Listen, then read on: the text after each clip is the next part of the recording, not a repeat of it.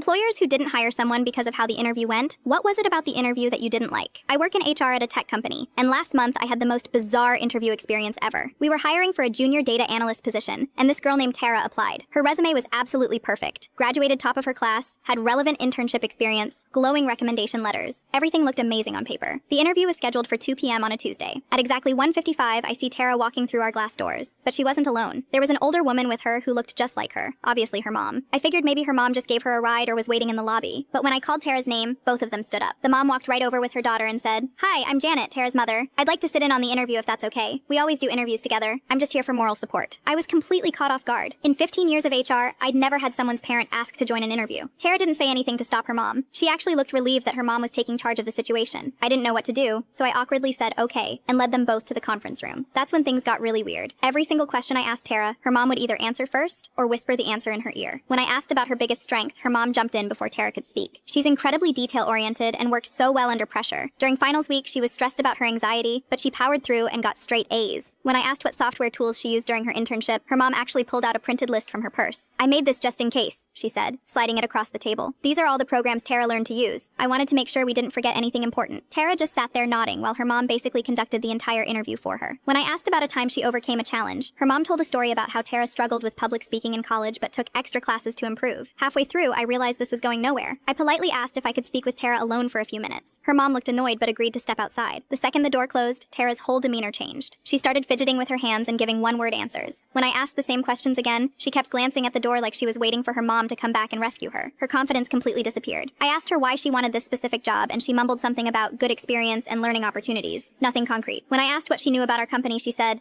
you guys do tech stuff, right?" This was for a data analyst position at a company that creates financial software. She clearly had no idea what we actually did. When her mom came back in, Tara immediately perked up again. Her mom started asking about benefits, vacation time, and whether there was room for growth. Tara never asked a single question during the entire hour-long interview. After they left, I sat in that conference room for 10 minutes, just trying to process what happened. I've interviewed fresh college graduates who were nervous, unprepared, or overconfident, but I'd never met someone who literally couldn't function without their parent in the room. The next day, I sent a polite rejection email explaining we'd decided to go with another candidate. That afternoon, I got an email back, but it wasn't from Tara. It was from her mom. "Hi Gina, thank you for taking the time to interview Tara yesterday. Could you provide some feedback on areas where she could improve for future interviews? We want to make sure she's as prepared as possible for her next opportunity. Also, if any similar positions open up, please keep her in mind." I never responded to that email.